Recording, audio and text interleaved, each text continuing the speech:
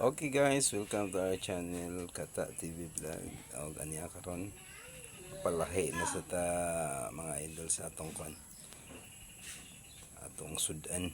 Kay murag kuha na kaayo ang kwan karon ni idol murag sumuna asa na. Murag busog pero gutom ra mangyapon. Na palahi ta karon mga idol. Diri na usad ta sa isda nga sinog pa. Tulingan mga idol, tulingan. O sa sa mga Tagalog. Yan. Ito na naman. Nag-ihaw tayo ng isda mga idol. Kaya maiba na naman kasi daming karne kinain natin sa Pasko.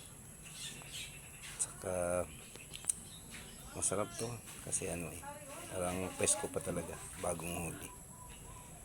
So mga idol, dito lang muna. And welcome sa ating channel Kata TV Vlog.